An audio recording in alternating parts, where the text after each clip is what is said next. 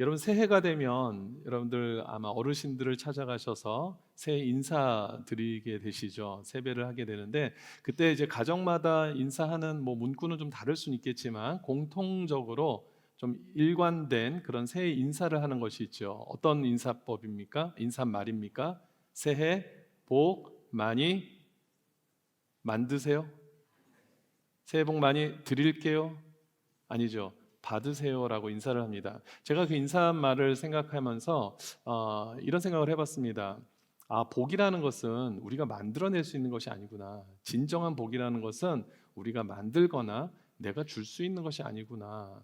그렇게 된다면은 아마 새해 복 많이 만드세요라고 인사를 하지 않았겠습니까? 아니면 새해 복 많이 제가 드릴게요라고 얘기할 수 있을 텐데 어느 누구도 복에 대해서 개런티를 할 수가 없어요. 내가 이 주는 복이 당신에게 진짜 복이 될 거야라고 개런티할 수가 없습니다. 도움이 될 수 있는 부분들이 있겠죠. 하지만 그것이 그들에게 정말 진정한 축복이 된다라는 개런티를 할 수도 없고 내가 복을 만들어가지 못한다라는 것을 제가 생각했을 때는 이 넌 크리스찬들도 다 알고 있지 않나 생각합니다. 복은 어딘가로부터 와야 된다라는 생각들을 다 가지고 있지 않을까 생각합니다. 그렇다면 중요한 것은 무엇이겠습니까? 정말 참된 복이 어디서부터 오는지를 아는 것이 가장 중요하겠죠. 그것을 모르면 내가 복을 찾아서 막 혼란한 삶을 살 수밖에 없습니다. 방황할 수밖에 없다라는 겁니다. 오늘 제목에서 이미 결론이 나서 우리가 이제 너무나 새로울 것은 없는 말씀이 될 수 있겠지만은 여러분들의 진정한 복이 하나님으로부터 오는 것임을 여러분 정말 믿으십니까? 오늘 그 믿음이 여러분들 안에 더 각인되어지길 소원하고 더 확실하게 굳어지게 되기를 소원합니다. 오늘 이제 말씀을 통해서 이 부분들을 좀 살펴보려고 하는데요. 우리가 복에 대한 이야기를 하게 되면은 많은 사람들이 저 교회는 기복주의 신앙이 굉장히 강한가 봐라고 생각하는 사람들이 참 많이 있습니다. 또 목사가 설교를 복에 대한 주제를 너무 많이 하면은 저 목사는 기복주의 설교만 하네라고 생각하는 사람들이 참 많이 있습니다만은 실질적으로요, 성경 66권 전체를 흐르는 하나의 주제가 사실은 복입니다. 창세기 1장 28절에 보면 하나님께서 온 우주 만물을 창조하시고 그리고 인간을 창조하시죠. 인간을 창조하신 뒤에 하나님께서 어떠한 모습으로 인간을 대하셨냐면은 복을 주셨다는 겁니다. 창세기 1장 28절에서 이렇게 말씀하세요. 하나님이 그들에게 복을 주시며. 제가 이 본문의 내용은 다음 주일에 좀 다른 주제를 가지고 이제 말씀을 나눌 거기 때문에 이 앞부분만 설명을 드리지만 하나님께서 인간을 창조하신 뒤에 그들에게 복을 주셨다라는 겁니다.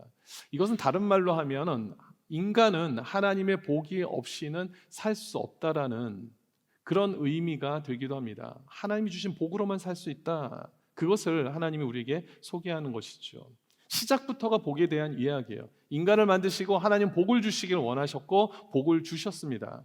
예수님께서도 이 땅에 오셔서 많은 설교, 많은 메시지를 교훈적인 그런 이야기들을 하셨는데 그 중에 대표적으로 우리가 알고 있는 하나님의 말씀 중에요. 예수 그리스도가 전한 말씀 중에 우리가 무엇을 기억하고 있습니까? 복에 관한 팔복의 말씀을 우리가 기억하죠. 산상수훈에서 가장 대표적인 말씀. 팔복에 대한 이야기를 우리는 기억합니다. 그만큼 하나님은 우리 하나님의 백성들에게 하나님께서 우리 인간을 창조하시고 그냥 내버려 두신 것이 아니라 너희들이 알아서 살아 방목을 하신 것이 아니라 정말 우리 인생들이 잘 살 수 있도록 복을 주신 하나님이신 줄 믿으시기 바랍니다. 하나님이 우리 그런 하나님이세요. 특별히 그렇게 우리를 향하여서 복을 주시길 원하시는 그런 그 하나님의 마음을 잘 설명한 성경 구절 중에 하나가 오늘 본문의 내용입니다.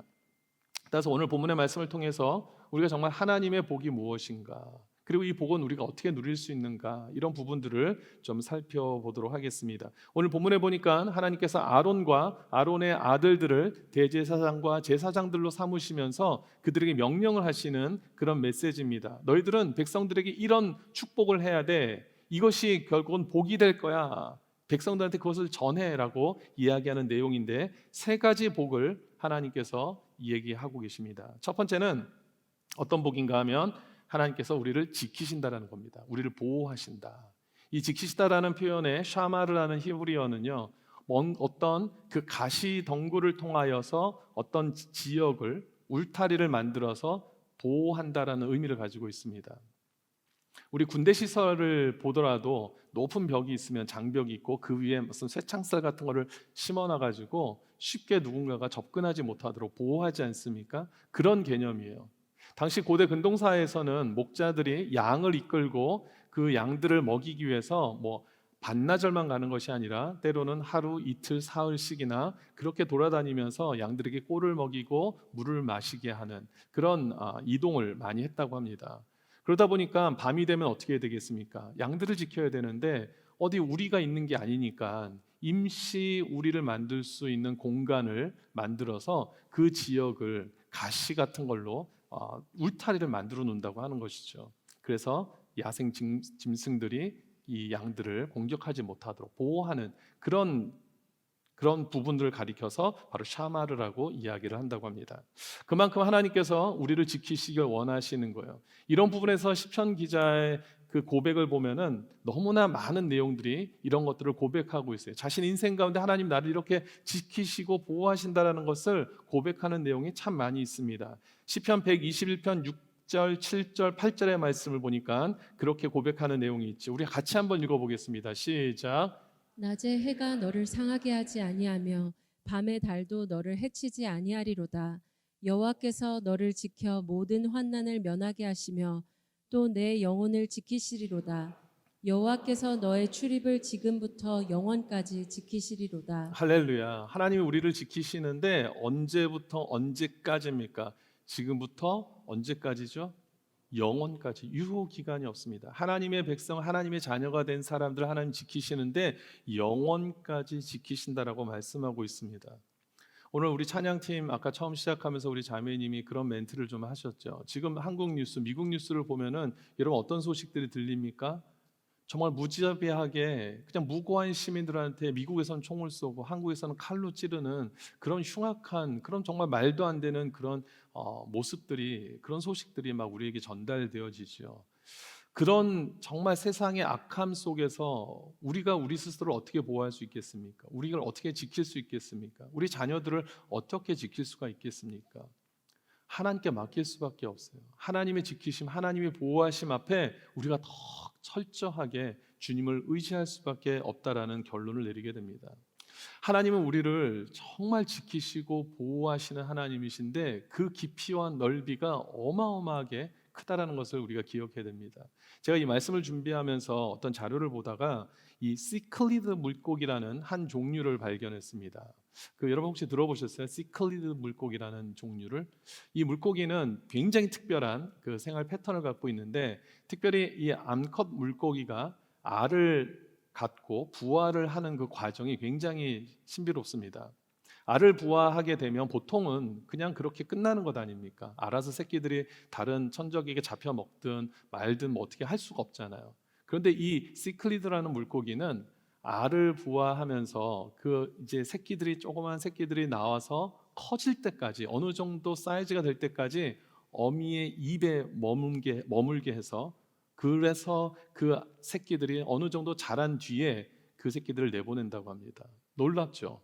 제가 영상 자료를 보니까 막 그 크지도 않은 그 물고기 입에서 막 물고기도 나오는 거예요. 그때까지 키워놓고 있는 거예요. 지키는 거죠. 자신의 새끼들이 쉽게 잡혀 먹지 않게 하기 위해서 그렇게 보호하는 그 어미의 그 마음을 보게 되었습니다. 아버지는 아니더라고요. 수컷은 아니고 암컷. 예. 그런데 그렇게 되면은 좋은 것만 있는 게 아니라 안 좋은 부분이 있겠죠. 뭐가 안 좋을까요? 암컷이요 입안에 새끼를 품고 있으니까 먹을 수가 없죠. 음식을 먹을 수가 없지 않겠습니까? 그러다 보니까 그렇게 새끼를 보호하다가 죽어가는 암컷 물고기들이 있다라는 거예요. 그럼에도 불구하고 이 암컷 어미 물고기가 왜 새끼를 입안에 물고 있습니까? 살리기 위해서, 지키기 위해서. 이러한 마음이 바로 하나님의 마음이라는 것입니다. 이미 우리 하나님은 독생자 예수 그리스도를 생명을 바꿔가면서까지 우리를 지키신 것 아닙니까? 우리를 영생에 이를 수 있도록 우리를 지키시지 않으셨습니까? 이러한 사랑으로 지금도 우리 하나님은 영원까지, 지금부터 영원까지 저와 여러분들을 지키시는 줄 믿으시기 바랍니다. 그런 은혜를 주시는 거예요. 그런 지키심과 보호하심의 축복을 우리에게 주셨다라고 말씀하고 있습니다. 그래서 유다서의 말씀을 보니까 1장 1절에 이런 말씀이 있습니다. 예수 그리스도의 종이요 야고보의 형제인 유다는 부르심을 받은 자 곧 하나님 아버지 안에서 사랑을 얻고 예수 그리스도를 위하여 지키심을 받은 자들에게 편지하노라. 이 편지의 수신자들이 누구냐면 이미 하나님으로부터 지키심을 받고 있는 자라고 얘기하고 있습니다.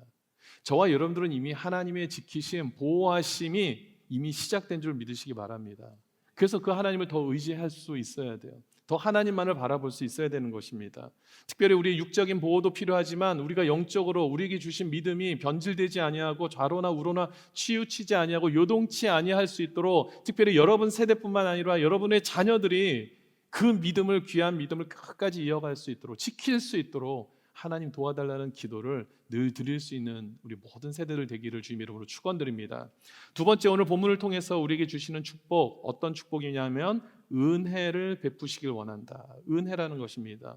은혜에 대한 이야기는 너무나 제가 설교 때도 많이 말씀을 드렸고 여러분들도 은혜라는 단어를 너무나 잘 아셔서 많은 얘기를 드리진 않겠지만 은혜가 무엇입니까? 은혜라는 것은 내가 받을 자격이 없음에도 불구하고 우리에게 너무나 많은 것들을 퍼주시는 그 하나님의 선물 아닙니까? 자격이 없는데 내가 그걸 마땅히 받을 자격이 없음에도 불구하고 하나님께서 막 정말 퍼주시는 그 선물이 은혜라는 겁니다.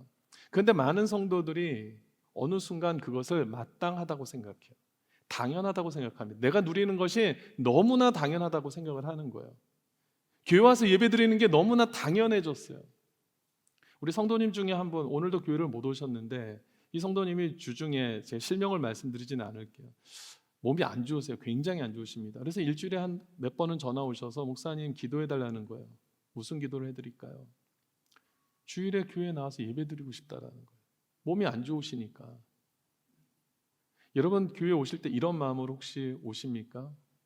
사실 그렇지 않잖아요. 목사님 저도 사실 그렇지 않습니다. 당연히 제가 와야 될 자리에 있다고 생각하는 거예요. 그런데 여기로 오는 것이 당연한 게 아니라는 것입니다. 마땅한 것이 아니라는 겁니다. 내가 누려야 될 권리를 누리는 것이 아니라 정말로 하나님의 은혜가 아니면 저와 여러분들 가운데 이 자리에 오늘 있을 수 있는 분이 아무도 없다는 사실을 여러분 정말 고백할 수 있게 되기를 바랍니다.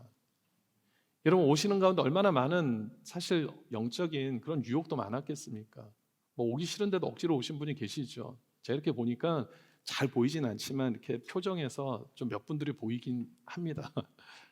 부부로 같이 오신 분들 또 얼마나 이 차 안에서 영적 전쟁이 많으셨겠습니까? 올냐 안 오냐, 핸들을 꺾어 말어 막 이러면서 막 오늘 때가 많잖아요. 꼭 교회만 올라 그러면 이 너무 알콩달콩한 부부 관계도 교회만 가려 그러면 교회 일만 하려 그러면 왜 이렇게 사탄이 역사를 하는지 그러는 가운데서도 여러분은 힘겹게 왔을 때는요, 이건 정말 하나님의 은혜입니다. 아니 다른 표현으로 하면 하나님의 기적입니다. 여러분 오늘 교회에서 예배 드릴 수 있는 거 정말 하나님의 은혜인 줄 믿으시기 바랍니다. 하나님이 이런 은혜를 주신다라는 거예요. 내가 누려야 될 것은 마땅히 누려야 될 건 아무것도 없습니다. 여러분 지금 현재 상황이 비록 여러분들의 만족감에는 이루어지지 않는다 할지라도 여러분의 만족을 채워주지 못한다 할지라도 여러분 지금의 이 모습 하나님의 은혜인 줄 믿으시기 바랍니다. 사도 바울에게 얘기하잖아요. 내 은혜가 내게 족하다. 이것이 영적인 진리라는 겁니다.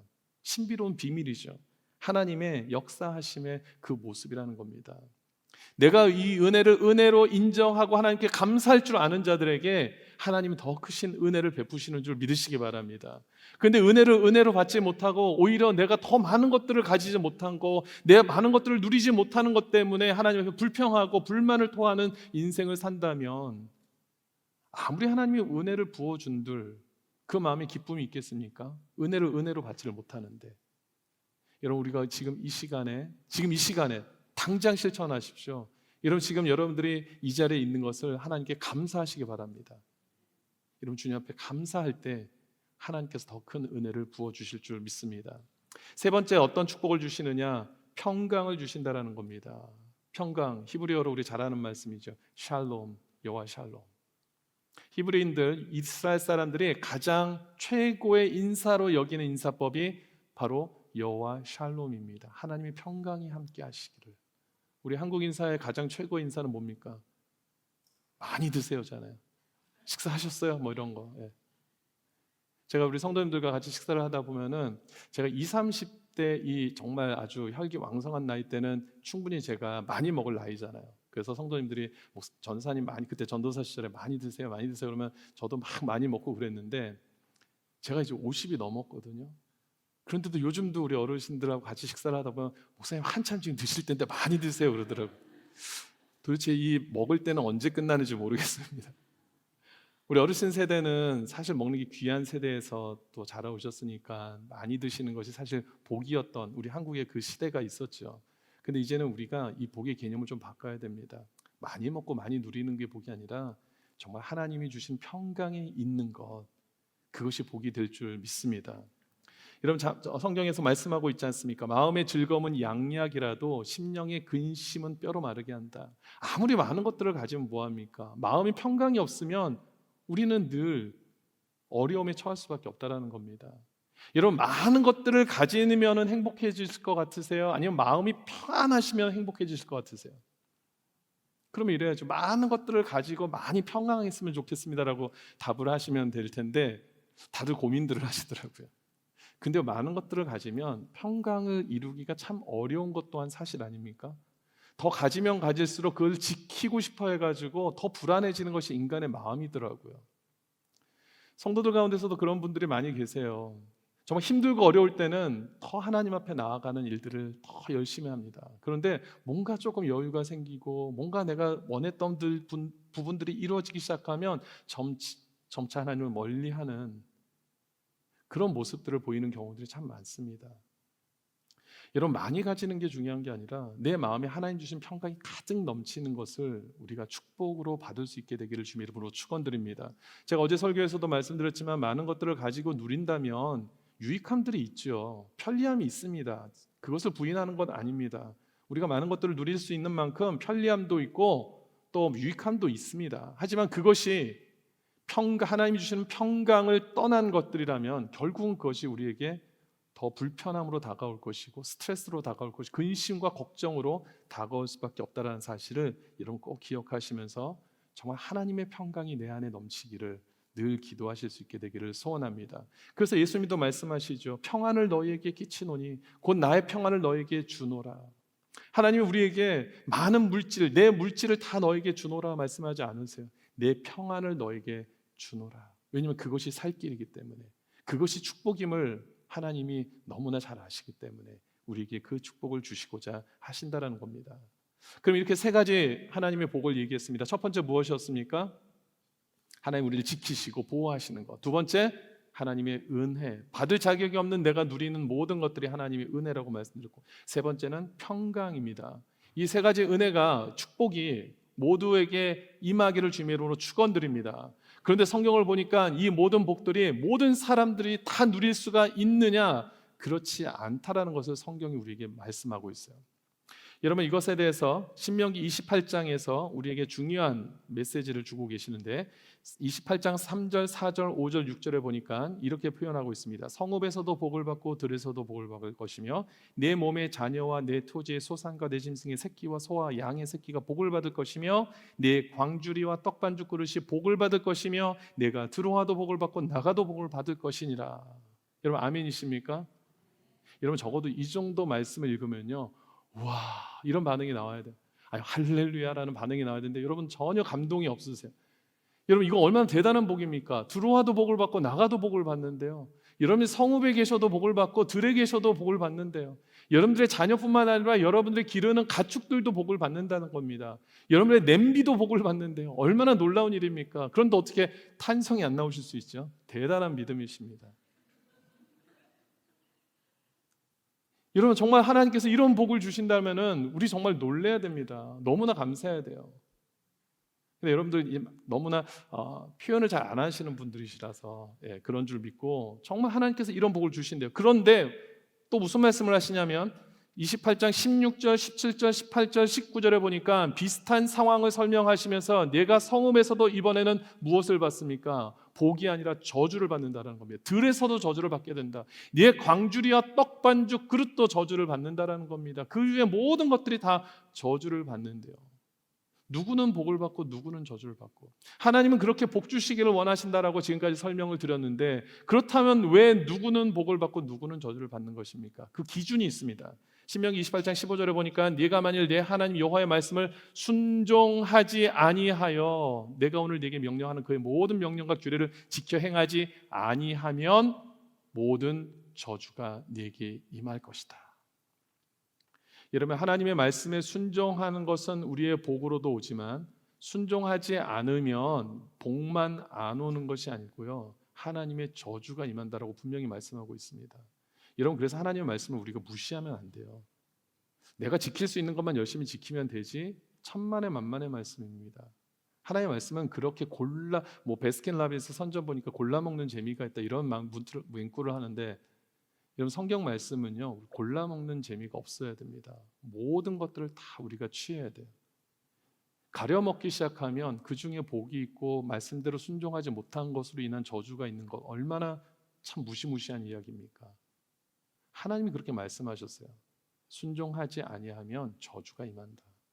하지만 말씀대로 순종하는 자들에게는 이런 복을 주신다라고 분명히 말씀하고 있습니다. 따라서 저는 사랑하는 모든 성도님들이 말씀에 순종하여서 모든 복을 누리게 되기를 주님 이름으로 축원드립니다. 그런데 오늘 이 세 가지의 말씀, 복을 보니까요, 하나의 중요한 공통 분모가 있는 것을 발견하게 됩니다. 아까 첫 번째 어떤 복이었습니까? 지키고 보호하심, 두 번째 은혜, 세 번째 평강. 근데 이 세 가지에요 공통 분모가 있습니다. 뭔지 한번 찾아볼게요. 첫 번째, 지키신다. 여러분, 누가 누군가를 지킬 때요, 멀리서 그게 지켜집니까? 아니면 가까이 있을 때 지켜집니까? 가까이 있을 때 지켜지잖아요. 여러분, 연애하실 때 혹시 남편들이 그런 얘기 안 했어요? 오빠가 너 지켜줄게, 뭐 이런 얘기 안 했습니까? 가까이서 있어야 지켜주잖아요. 여러분, 대통령 경호원들이 있어요. 멀찌감치 서가지고 지켜줍니까? 아니면 가까이서 대통령 밀착 경호를 해서 지킵니까? 그렇죠. 어느 정도 반경 거리를 넘어가면 안 돼요. 그들의 의무가 있습니다. 어느 지역 안에서 딱 그 거리 안에서 있어야 돼요. 무슨 일이 있어도. 그리고 무슨 위험한 상황이 생기면 완전히 자기 몸을 덮쳐서 대통령을 보호해야 되는 그런 의무가 있지 않습니까? 밀착해야 돼요. 하나님 우리를 지키신다는 것은요, 저와 여러분들과 함께 밀착한다는 것을 이야기하시는 겁니다. 두 번째, 은혜 베푸신다. 25절 보십시오. 25절 말씀 보니까 은혜 베푸시길 원하신다라고 말씀하기 전에 어떤 얘기가 있습니까? 여호와는 그의 얼굴을 네게 비치사, 얼굴을 가까이 한다는 겁니다. 더 여러분들께 더 가까이 가시겠다라는 겁니다. 26절도 마찬가지입니다. 평강을 이야기를 하는데 여호와는 그 얼굴을 네게로 향한다라는 겁니다. 우리 같이 얼굴 좀 보고 얘기하자. 무슨 얘기입니까? 가까이서 좀 얘기하자, 그거 아닙니까? 우리도 주위 있는 사람들하고 그런 얘기 하잖아요. 팬데믹 때 우리가 뭐 줌으로 전화로만 그렇게 서로 연락하다가 야, 이제 얼굴 좀 보고 얘기하자. 무슨 얘기입니까? 가까이서 우리 좀 만나서 얘기하자. 하나님이 저와 여러분들과 가까이 한다는 겁니다. 그것이 결국은 복이 된다라는 것입니다. 그래서 어떤 결론을 내릴 수가 있습니까?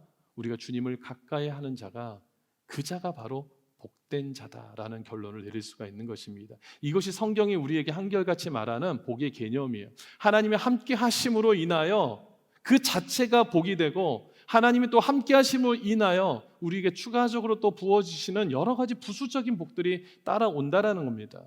여러분, 하나님의 함께 하심이 복이 되심을 믿으십니까? 여러분, 이것을 복의 개념으로 잘 정립을 하셔야만 우리가 기복신앙이 되지 않을 수가 있는 것입니다. 내가 하나님과 동행하고 하나님과 함께하는 것이 복이구나, 그 사실을 분명하게 기억해야지만 우리의 신앙이 변질되지 않을 수 있다는 겁니다. 누가복음에 보면 탕자의 비유가 나오죠. 여러분, 탕자가 결정적으로 불행하게 된 이유가 무엇입니까? 탕자가 왜 불행하게 됐죠? 저는 탕자하고 별로 안 친한데요. 탕자는 왜 불행하게 됐냐면, 첫 번째, 재산을 다 탕진했기 때문에 불행한 것입니까? 아니면 두 번째, 아버지의 집을 떠났기 때문에 불행한 겁니까? 아버지의 집을 떠났기 때문에 불행한 겁니다. 재산을 탕진한 것 자체가 불행한 게 아니에요. 세상적인 관점은요, 그가 재산을 탕진한 것이 불행한 이유가 됩니다. 하지만 영적으로 봤을 때는요, 그가 아버지 집을 떠난 것이 불행의 원인이 되는 것입니다. 오히려 재산을 탕진함으로 인해서 아버지 집으로 그가 돌아오죠. 그렇기 때문에 오히려 재산을 탕진한 것은 궁극적으로 영적으로 봤을 땐 그것은 복이 되는 것입니다. 세상 사람들은 그것을 인정하지 않겠죠. 재산을 잊어버렸는데 그게 어떻게 복이 돼? 말도 안 되지. 여러분, 우리가 하나님을 믿는 사람으로서 우리가 모든 것들을 영적으로 바라볼 수 있는 영의 통찰력, 영적인 분별력이 있게 되기를 주님으로 축원드립니다. 탕자가 불행하게 된 이유는 재산을 탕진했기 때문이 아니라 내가 아버지를 떠나서 자유로울 수 있겠다고 생각한 그 착각 속에서 그 떠난 그 자체가 바로 불행의 원인이 되는 것입니다. 그리고 결국은 그가 돌아옴으로 인하여 다시 그 삶 가운데 기쁨이 회복되기 시작했어요. 그의 웃음이 돌아오기 시작했습니다. 따라서 그가 탕진했던 모든 재산을 잃었던 그 모든 과정 또한 하나님이 보실 때 그것은 복이 될 수 있는 것입니다. 여기에 대해서 굉장히 잘 성경 속에서 살아온 인물이 한 사람이 있습니다. 어떤 인물이냐면 바로 요셉이라는 인물입니다. 요셉은요, 성경 속에서 그를 가리켜서 형통하다라는 표현을 자주 했었어요. 요셉의 형통함을 성경은 자주 이야기를 합니다. 형통이 무엇입니까? 복입니다. 복. 시편이 총 150편으로 되어 있는데 시편을 맨 처음 시작하는 시편 1편에서 무엇을 얘기하고 있냐면 복에 대한 얘기를 하죠. 시편 1편에서 복 있는 사람은 이라고 하면서 시편이 시작이 됩니다. 시편 1편 3절에 보니까 그럼 복이 무엇이냐? 그는 시냇가에 심은 나무가 철을 따라 열매를 맺으며 그 잎사귀가 마르지 아니함 같이 그가 하는 일이 모든 일이 다 형통하리로다. 그가 하는 모든 일이 다 형통한 자들이 결국은 복 있는 자입니다. 그런데 요셉을 가리켜서 성경은 형통하다, 복이 있다라고 이야기를 하고 있어요. 자, 어떤 장면에서 얘기를 하고 있는지 한번 보겠습니다. 창세기 39장 2절의 말씀을 보면 같이 한번 읽어보겠습니다. 시작. 여호와께서 요셉과 함께 하심으로 그가 형통한 자가 되어 그의 주인 애굽 사람의 집에 있으니. 자, 그가 형통한 자가 되어 그의 주인 애굽 사람의 집에 있다라는 겁니다. 여러분, 지금 이 상황이 어떤 상황입니까? 요셉이요, 형들에 의해서 팔려나간 상황이 됐습니다. 사실은 죽이려고 그랬었죠, 형들이. 근데 차마 죽이지는 못하고 그냥 돈 받고 노예로 팔아버리자. 그래서 팔려간 집이 애굽 사람 근위대장 이 보디발 집이었죠. 지금 그 집에 있는 그 상태를 가리켜서 요셉이 형통하다는 겁니다. 이게 말이 됩니까? 이게 복이라고 말씀할 수 있습니까? 또 한 가지 더 있습니다. 39장 23절에 보면 여호와께서 그를 범사에 형통하게 하셨다. 후반절에 그렇게 돼 있죠. 지금 이 상황은 어떤 상황입니까? 요셉이 그 애굽 사람 집에 들어갔다가 보디발의 아내가 유혹을 하는 거예요. 나랑 동침하자고 유혹을 했어요. 그것을 뿌리치지 않습니까? 뿌리치다 보니까 그 여인이 막 상처가 난 거예요. 자존심이 구겨졌어요. 야, 저는 내가 고발해야겠다. 해서 강간 미수범으로 오히려 그를 고발을 해버리죠. 그래서 누명을 쓰고 옥에 갇힌 상황입니다. 근데 옥에 갇혀 있는데 그 사람을 가리켜서 형통하다고 얘기를 하는 겁니다. 여러분, 주위에 만약에 누군가가 어떤 이유로 인해서 감옥에 갇혔어요. 여러분들이 나름대로 위로한답시고 우리 형제님 자매님 지금 하나님의 형통하심 속에 있는 겁니다라고 얘기를 하면 어떻게 될까요? 그냥 한 대 맞으시지 않겠습니까? 욕이 막 저절로 막 나오지 않겠습니까? 그 사람 입에서. 형통하다는 것은 그걸 가리켜서 형통하다고 얘기할 수가 없잖아요, 우리가. 그렇다면 왜 이것을 성경은 형통하다고 얘기할 수 있는가? 다시 2절 말씀을 보겠습니다. 39장 2절. 여기 보니까 애굽 사람의 집에 있으니, 우리가 봤을 때는 애굽 사람의 집에 있기 때문에 그는 복이 아니야, 형통하지 않다라고 우리는 얘기를 하지만 성경은 뭐라고 얘기합니까? 앞에죠. 여호와께서 요셉과 함께 하심으로 그가 형통한 자가 되었다는 겁니다. 상황은 중요하지 않아요. 그가 어디 있든지 중요하지 않습니다. 애굽 사람 집에 팔려갔든 노예로 갔든 종으로 갔든 대우를 받으면서 살든 그것이 중요하지 않습니다. 여호와께서 요셉과 함께 하고 있는 그 자체가 복이라고 말하고 있습니다. 아까 봤던 23절을 다시 봅니다. 여기 분명히 제1에 갇혀서 옥에 갇혔습니다. 근데 그를 범사에 형통하게 한대요. 그런데 성경은 제1에 갇힌 것을 중요하게 여기지 않습니다. 누명을 쓴 거에 대해서 초점을 맞추지 않아요. 여호와께서 요셉과 함께 하심이라, 여호와께서 그를 범사에 형통하게 하셨더라. 옥에 갇혔음에도 불구하고 하나님이 함께 하신 그것을 보는 겁니다. 여러분, 성도는 바로 이러한 영적인 분별력, 통찰력이 있어야 될 줄 믿습니다. 옥에 갇힌 것만을 바라보면 원망밖에는 안 남죠. 옥에 갇혔는데 누가 그걸 기뻐하겠습니까? 말도 안 되죠. 그런데 하나님께서는 옥에 갇힌 것을 중요하게 여기지 않고 어디 초점을 맞춥니까?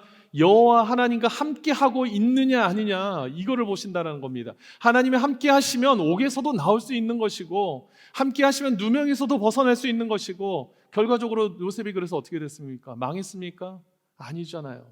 결국에는 애굽의 총리가 되지 않습니까? 이집트의 총리로 자리를 잡지 않습니까? 하나님이 인도하시니까 그렇게 된다라는 겁니다. 탕자가 돈을 잃은 것 복이라고 누구도 얘기할 수 없겠지만, 영적으로 보면 그것을 통해서 다시 아버지 집으로 돌아왔잖아요. 그래서 다시 아들의 지위를 찾지 않습니까? 그것을 복이라고 얘기하는 겁니다. 여러분, 사랑하는 모든 성도님들, 오늘 이 복에 대한 개념이 우리 안에 분명하게 서게 되기를 소원합니다. 우리의 복은요, 우리의 복의 근원은 하나님이신 줄 믿으시기 바랍니다. 그런데 그 복이요, 우리가 생각하는 것들 이루어졌기 때문에 그것을 복이라고 얘기하진 않습니다. 여러분들이 원하는 것들이 다 이루어졌기 때문에 나 복 받은 사람이야 라고 얘기하지 않아요. 성경은 전혀 그렇게 얘기하지 않습니다. 하나님이 함께 하심으로, 그 사람 가운데 하나님의 뜻이 이루어짐으로 그것을 복이라고 말씀하고 있습니다. 이 시간 말씀을 정리합니다. 세상은 복에 대한 개념을 우리와 분명히 다르게 가지고 있습니다. 거기에 말려들지 않게 되기를 원합니다. 야고보서 1장 16절 17절을 보니까 내 사랑하는 형제들아 속지 말라는 겁니다. 왜 속지 말라고 얘기할까요? 세상이 얘기하는 거짓된 이야기들이 너무 많은 거죠. 그러면서 속지 않고 그럼 무엇을 바르게 잡고 가야 되느냐? 온갖 좋은 은사와 온전한 선물이 다 위로부터, 빛들의 아버지께로부터, 우리 하나님으로부터 온다라는 사실을 잊지 말라는 겁니다. 세상에 막 기웃기웃 거리지 말라는 겁니다. 세상이 말하는 복을 찾으려고 그렇게 헤매지 말라는 겁니다. 하나님으로부터 오는 복을 사모하라는 것이죠. 하나님이 함께함으로 인하여 그것을 축복으로 여기고 더 하나님의 말씀에 순종하고 더 하나님과 밀착돼서 살라고 말씀하고 있습니다. 저는 우리 모든 성도님들이 모든 것을 다 하나님의 은혜로 여기고 주님의 평강만을 구하면서 정말 하나님이 함께 하심으로 그 이후에 하나님이 어떤 일들을 행하실지를 우리가 함께 믿음의 눈으로 바라보자고요. 그것이 성도의 믿음인 줄 믿습니다. 그리고 그것이 하나님이 주시는 축복인 줄 믿습니다. 오늘 하나님께서 저와 여러분들의 마음속에 이러한 영적인 분별력과 영적인 통찰력을 허락하여 주셔서 모든 상황 속에서도 그것을 은혜로 받아들일 수 있는 그런 귀한 믿음을 소유하시게 되기를 주님 이름으로 축원드립니다. 아멘.